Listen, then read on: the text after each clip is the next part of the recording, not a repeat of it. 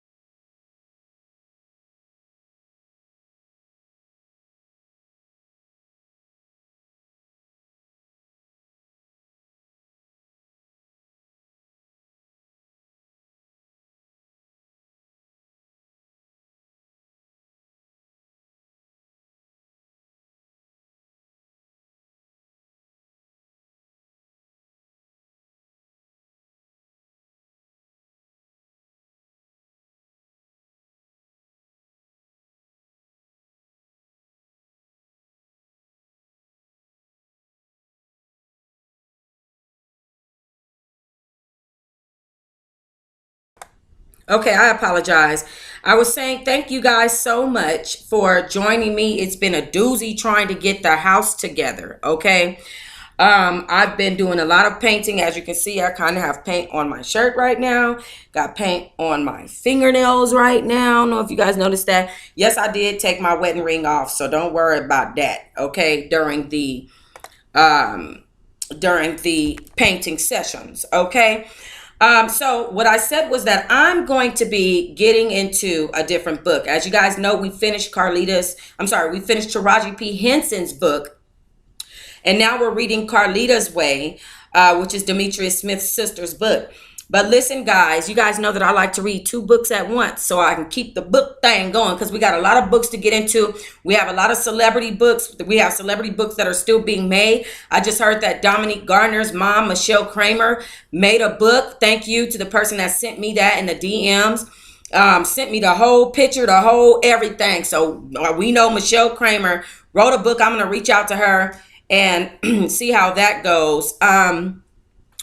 I wanted to tell you guys that I'm going to be reading Carlita's book for the next 3 days without starting on another book, because I'm going to give you guys 3 days to choose which book it is that you guys want to read with me. Okay, let me give you the choices that you guys have with the books right now. Give me 1 second. Let me pull some things up.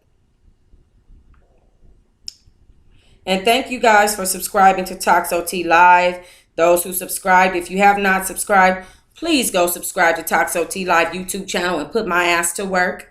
Okay, I need to start my talk show back up, but I need to have some funds, let people know that, to let people, you know, allow them to get paid, to allow them to be compensated for helping me. That's what I need. I need to be able to pay editors and this, that, and the other. Okay. So just letting you guys know. Okay. Let me also right now, while I'm on here, let me get over here and go change this picture and title to this live, because I found out that I can do that in the middle of this live. So we're just going to do that really quickly, because I see that it says Taraji P, and that's not what we're reading. We're reading Carlita's Way, which is by Demetrius Smith's sister. So, oh, okay. I have to go to my other account. 1 second, guys. Let me just make sure of something. Bear with me. Bear with me. Bear with me. Okay, so I'm just gonna switch accounts before I read to you guys the books that I'm considering, or the choices that you have to choose between. And I was saying that Dominique Garner's mom, Michelle Kramer, has created a book. She made a book, and we're definitely going to go over and get her book. I'm going to see actually right now if I can grab it. Give me 1 second. Let me get to this live stream and change this picture on this thumbnail so I can, so that I can have the correct information there. That's one of them things that I just seem to always forget to do. But so, guys, we are reading. We have a choice. We have a choice between. We always have Sheree Whitfield's book. It's called.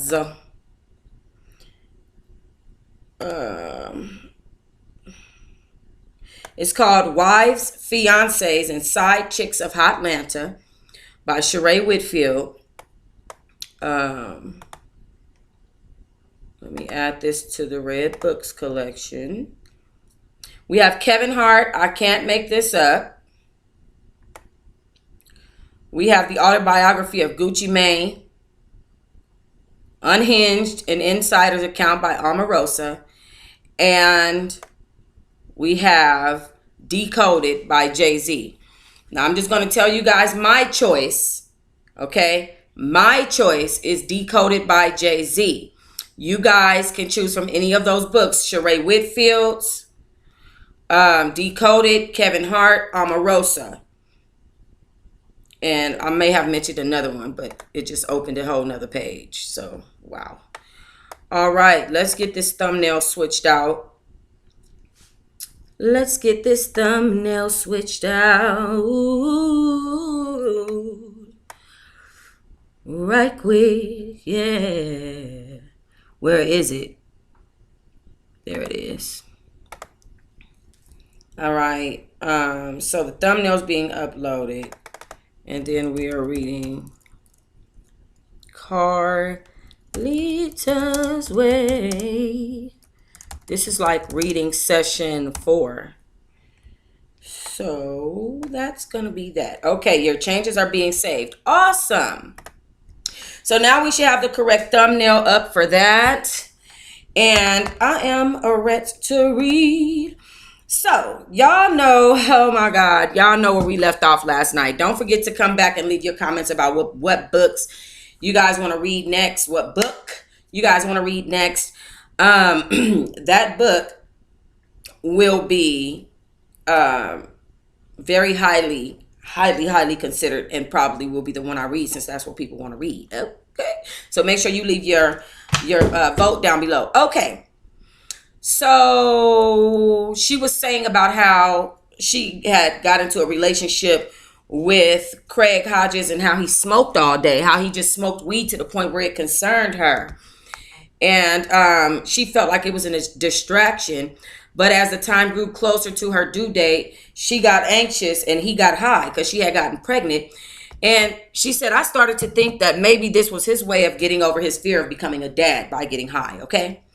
Mostly every woman who carries a child can't wait to see him or her.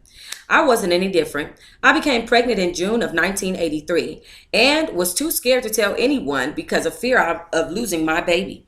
I miscarried twice before and I took it really hard each time. The first miscarriage happened when I was 6 weeks in and then it was gone. The second one happened when I was 14 weeks in. We had seen the baby's heartbeat, but on the day that I had turned 14 weeks, it had regressed. Well, that's the story they told me, and that's the one that hit me pretty hard. I had one of the best doctors in San Diego. He told me that the fetus rejected the body because something was wrong with it. It was hard to hear anything he said. I wanted my baby point blank. I remember lying on the table, all geeked to see and hear the little heartbeat, then all of a sudden, nothing. My doctor's face said it all. We asked, is there something wrong? The doctor said for me to get dressed and come into his office. Well, it was over. He let me know that the baby was no more. Oh, the pain that came over me was unbearable. I couldn't breathe. I felt hot and cold at the same time. This was not happening to me. I had just heard my baby's heartbeat 2 weeks ago. It hurt so badly, but all my husband could say was, don't cry. Don't let these white folks see you cry. Okay, I feel like I read that. Hold on. I know I read that. Okay, here we go. So we got into that. She lost one of her fetuses. Let's see. The next semester was approaching for her niece to return to school. She didn't want that to happen. Her niece had came out and helped her while she was pregnant because Craig was on the road. She didn't want that to happen. She left in January 1984. She tried everything to get her to stay, but she didn't come back to stay with them. She says he didn't come help me. They wanted him off the streets and back home. His future didn't look too bright there. Talking about Craig's cousin coming back to stay with her. So his cousin came to stay with them, but he didn't come to help her with her pregnancy. They just wanted him off the streets and back home. His future didn't look too bright there, and it didn't look bright. And it didn't look bright in my home either. He was cool, just a little lazy for my taste. He moved in because Craig didn't want to upset his people at home. They said he was coming without asking us if it was okay once again, and he came. I went into labor on February 14th. Craig had just got home from a road trip. We went to the doctor together, then shopping, then out to eat. It was a nightmare. All I did was complain. I was so uncomfortable that I got on my own nerves. I didn't know I was in labor until the wee hours the next morning. I drove the poor man crazy. I asked him to let me have the bed all to myself. Now, he went downstairs, slept on the sofa, came back upstairs, and then that's how she knew she was in labor, you guys. She says that I was scared out of my head. I asked the doctor, can we not do this? Remember, she didn't want to have the baby. So I didn't highlight the last place that I was. I'm trying to find it, guys, by the way, just in case y'all don't know, while reading through this and reviewing what we already read. The nurses decided to hang a picture of the baby boy on a wall near me to calm me down. Wrong move. I pulled it down. I wanted out. Thought of having the baby didn't make sense anymore. No one should have to go through pain like this. I wanted my mom so bad. So we all remember that. We remember that when she had her baby, the feeling came over her like a warm blanket, and she fell in love with Craig all over again. She counted all his fingers and toes, and she saw that he had dimples on his cheeks.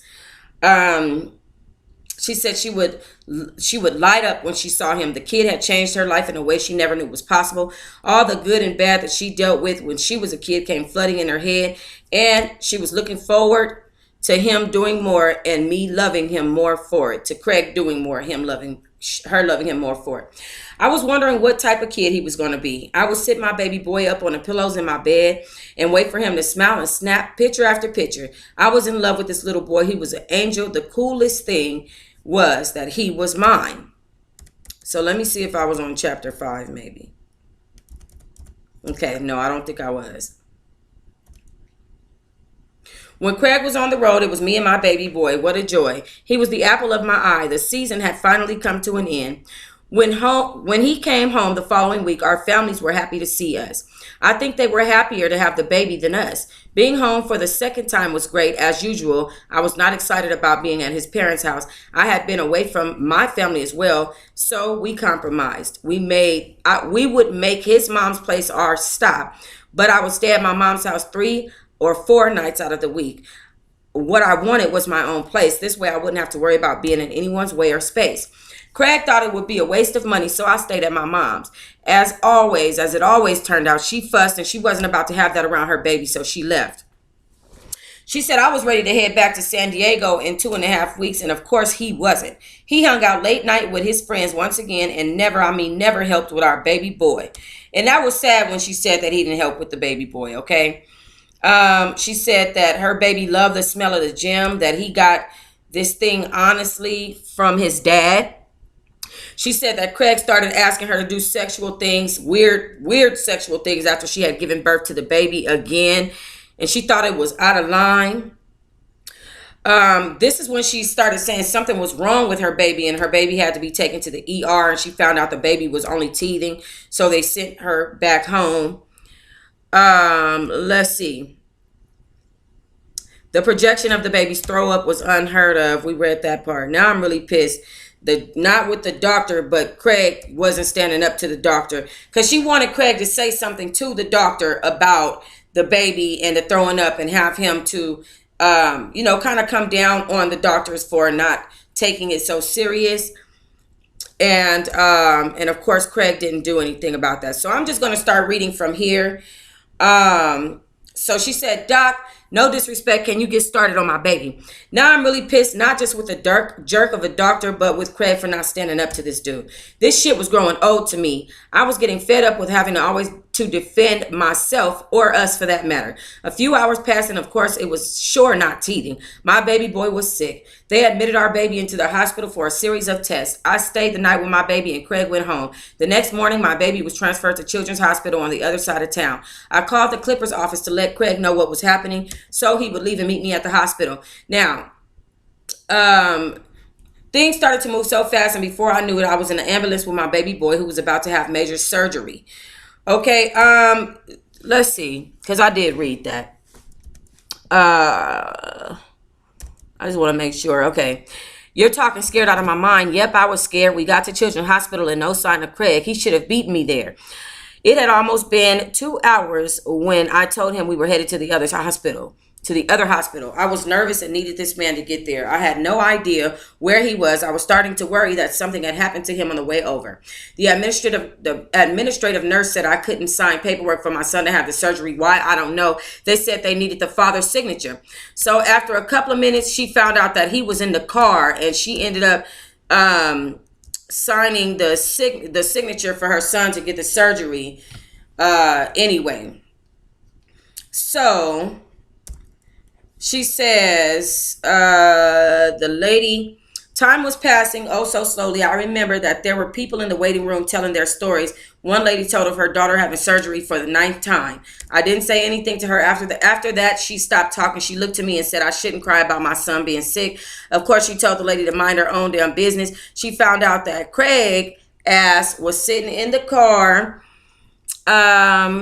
Let's see. I left out of the waiting room. I'm sure not just Craig, but everyone had thought that I lost my mind. But what I was feeling was fear. I was thinking, I know God didn't give me this baby boy to take him like this, or did he? 5 hours passed by and the doctors were done with Jabril. When the doctor came to talk to us, they said Jabril came through okay. I just wanted to know that my baby boy was out of danger. I felt so helpless. When they let us see our baby boy, he was asleep. He had tubes everywhere. The nurses said that when he woke up, I couldn't hold him. The nurses said that when he woke up, I could hold him, but she was scared to pull the wires out of the body, so the nurse set it up so that she could hold his tiny body. Later that day, the doctor showed concern that my son had not moved his bowels. Okay, so then we got into that where her son had ended up moving his bowels anyway.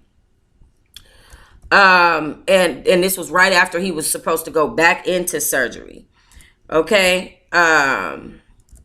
So she cried to God, please don't take him from me. Then when he pooped, she said, thank you, Lord. She said, my mom and I pretty much stayed on the phone. I wanted her to come visit me so bad, but she was too scared to fly. She would tell me to stay strong. It would be nice to hear her voice. It's funny how when things go crazy, the only person you think to call is mom, no matter what. In my case, that would be dad. I had no idea what being a parent entailed until my son was sick. I had a newfound respect for my mom. Craig still hadn't stayed at the hospital with us. He would come and leave. I didn't get caught up in that too much, although I wish he would have stayed with us. My focus was Jabril. So she said she was running out of clothing and she caught him having a damn party at the house, child. Some type of barbecue party, and she told them to get the hell out of her house. Okay. Let's see. So she said she left in his car back to the hospital. She said, you can figure out how to get to practice tomorrow, but it won't be in this car. I think Craig thought because I didn't have transportation, I couldn't move around. I think that was giving him too much. I don't think he thought at all, she was saying, okay? I'm sure she said that when Jabril got sick, she didn't pay Craig much attention. I'm sure this is when we started to grow apart. I didn't care. I wanted my baby boy to get well so we could go home. Home for me meant going back to Chicago, okay? Not back where she was with him, okay? I still couldn't wrap my head around how he behaved when our baby was sick. We finally talked about it and we came to a place where I could at least have a conversation with this man without being pissed off or being snappy with him. I still wanted to go home. I was mentally drained and I wanted my mom. The season came to an end and we did what we did every year when the season was over, packed it up and went home. This time we didn't give up our place, something I'd asked him not to do. So we did read that part. Motherhood was for me. I enjoyed it. I enjoyed every bit of it. I didn't feel so stressed because my baby was healthy. My marriage was okay. Although I had trust issues, I was still not 100% into the marriage. This time, instead of wanting to go back to Cali, I would have loved to have stayed in Chicago. My best friend, Arlene, was there living in Chicago, and I wanted to be there as well. So we did find out that Arlene was back in Chicago. Lo and behold, what happened next was out of my hands. I guess it's true when they say ask and it's given. This is true.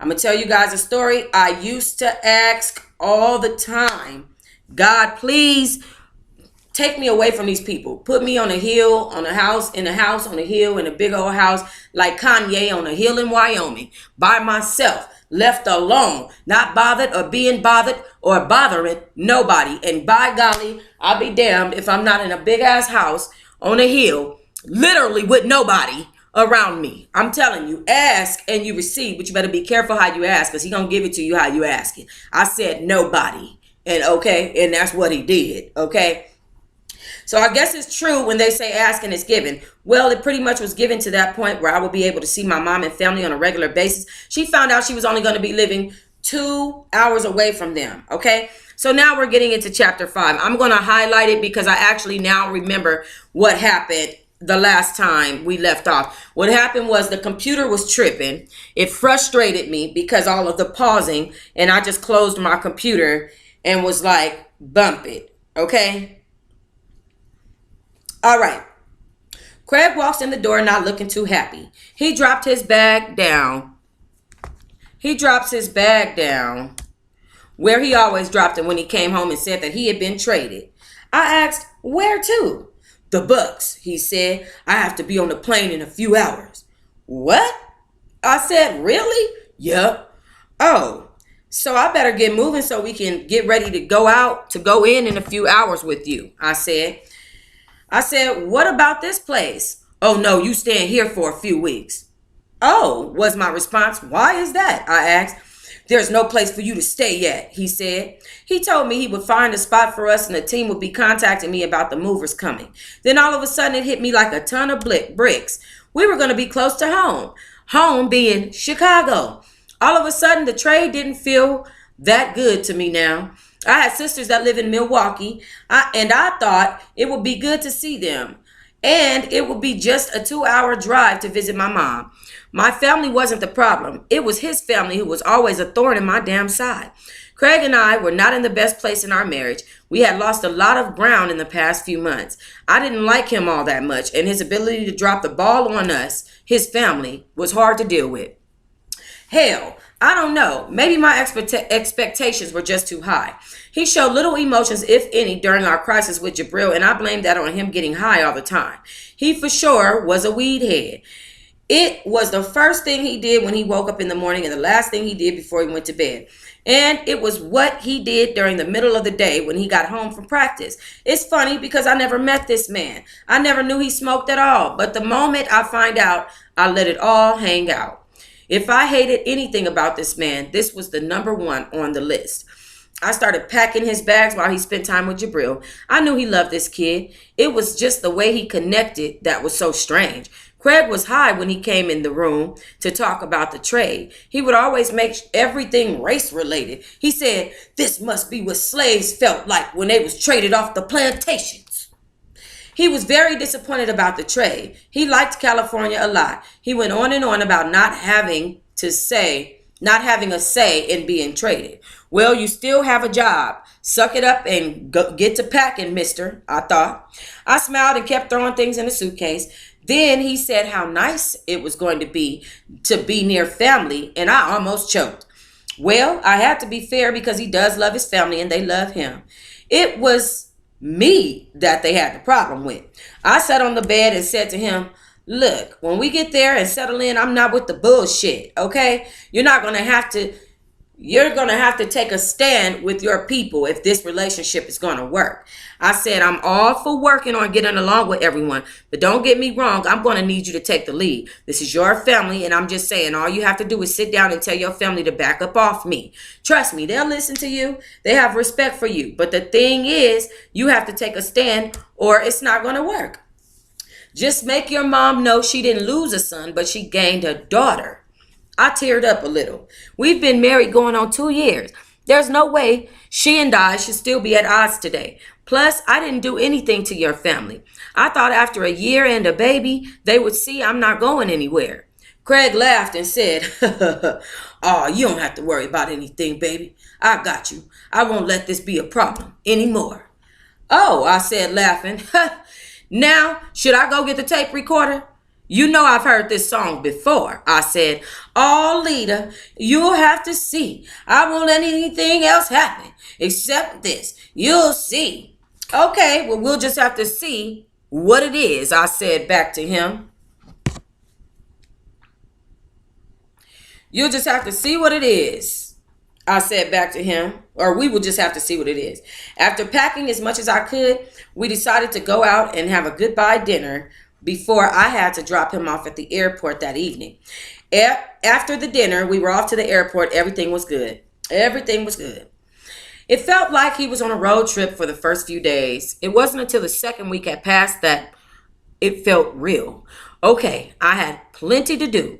Plus, keep a close eye on Jabril. He was not completely out of harm's way. After his release from the hospital, we were told to watch him closely. I took a few days to relax as much as possible. I had so much to do without knowing a time frame of what to expect from the team and the movers. After the trade was announced, My sisters and nieces called me every day, sometimes 4 to 5 times a day, asking the same question.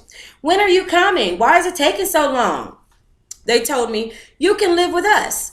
They came up with anything and did everything to try to make me get there faster. I knew they were excited, but for the time being, I had left in San Diego to handle business was what I was using.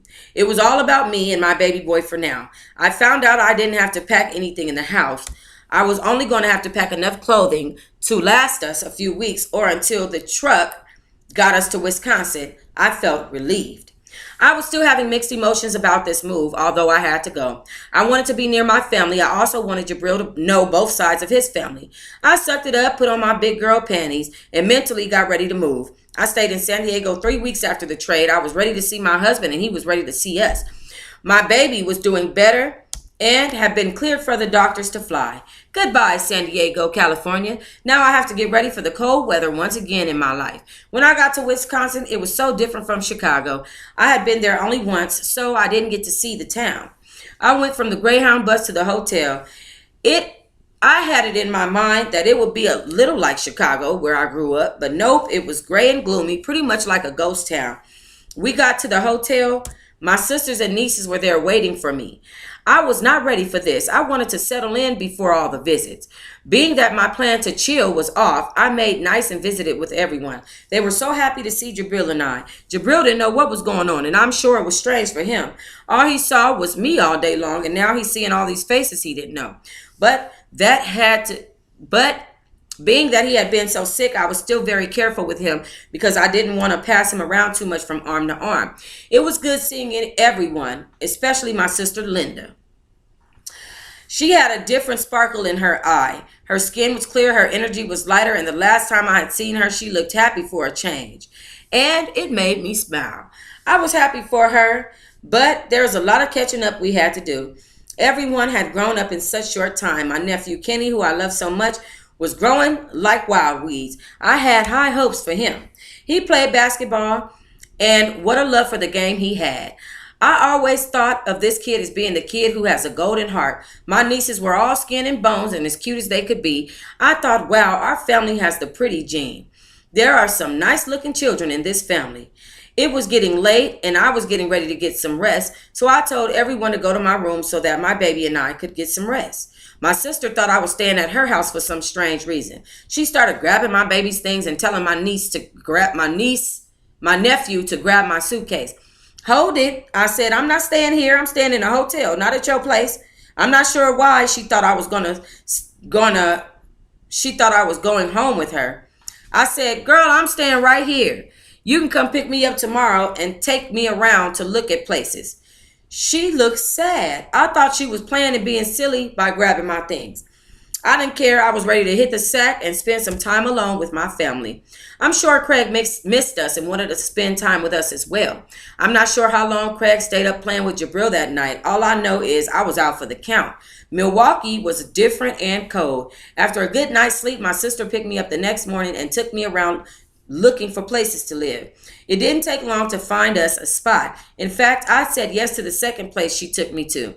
We went back to the hotel and let Craig know to square everything away with the movers. He trusted my choices. Then it was time for him to head out on a road trip. So instead of staying in the hotel until he came back, I stayed at my sister's. Being around my sister's place was not too cool. For one, it was way too busy for me. There was people coming in and out at all times of the day and night. What she hadn't told me was that her lights had been turned off at her home, and in a few days the heat was being turned off as well. I didn't like it, and I was supposed to stay with her for about 4 days. That couldn't happen. The next morning, I had her take me to pay the 2 bills so that she and her family wouldn't have to be in the dark or the cold for another night. While driving, I had to have a long conversation with my sister. There had been guys running in and out of her house the day before, and I needed to say what was on my mind. I said, look, sis, I don't mind paying for this time. But you had 3 or 4 guys in that bedroom at different times. Why couldn't you ask them to help you get your lights on or give you a little something on the bill? My sister put her head down. I said, I don't want you to feel bad, and I'm not here to judge you, but girl, this is serious. If you laying up with these dudes, they need to help out. They saw that you didn't have any lights. Even as a friend, they should throw you something. My sister said, yeah, you right. But sometimes I get scared to ask. But they not scared to ask you for your body though. Don't be so damn dumb, girl. I said, look, girl, let me give it to you straight. When these cats want some ass, they are not scared to ask for it. Hell no. And remember, a closed mouth don't get fed. So what you do is take care of those little ones. And I'm not judging. Again, just do better and stop letting men misuse you. After our talk, I had my sister take me back to the hotel where Craig and I stayed. I decided to go back and stay there until he came back in town. It felt safer for me and my baby. Plus, I had some real concerns about sleeping at my sister's. For the next few days, I chilled in the hotel with my baby. When Craig came back, we went to our new place. Our things hadn't yet made it to Milwaukee, but I couldn't wait to get settled in. I shopped when he was in practice for odds and ends for our new place. I had to find winter coats for my baby and me. Milwaukee was cold, and it was going to get even colder. Was I ready for this? I thought. The answer was nope, but I got ready. Our things came before Craig left town again. We got one of my sisters to help with the house, to help get the house settled. It became home sweet home in no time. I was happy to get settled in. I thought I would miss San Diego a lot, but I didn't think much about it after I was in Milwaukee. I met people on the new team. The wives were great. It felt like family. Everyone was very welcoming. Guys, this is my sponsor. 1 second. Good morning, ma'am. Yeah, I'm home.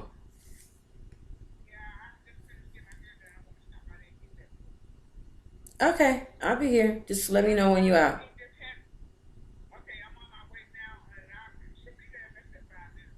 Okay, I'll just hand it to you over the gate.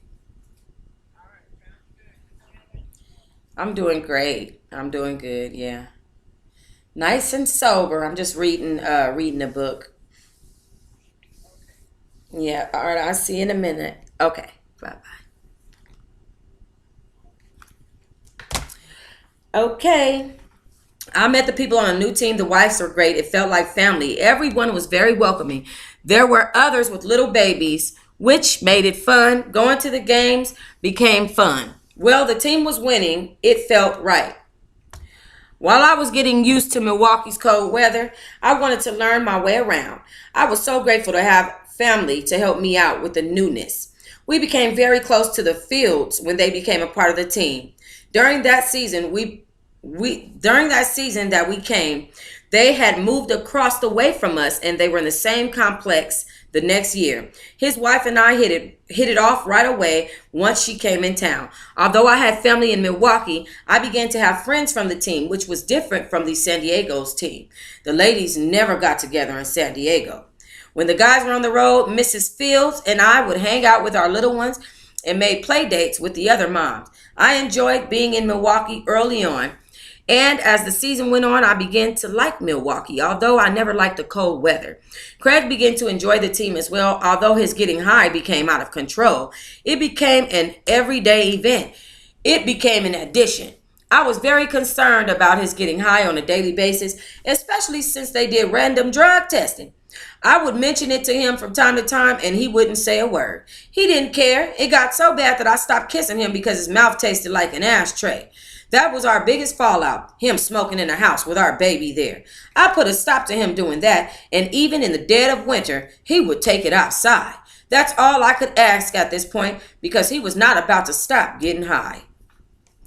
All right, guys, we are going to go. This is chapter 6. I'm going to be reading to you guys. What do you guys want to read? Hey, I'm going to be reading. What do you guys want to read? Tell me. That was a short chapter. Huh? Ooh, this chapter too long. Okay, well, I'll be reading this one on the next read, child. Let me just read some of this. This too long.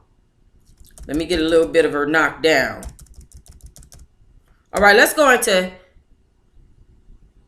chapter 6. Wait a minute. I might have been going backwards on an accident.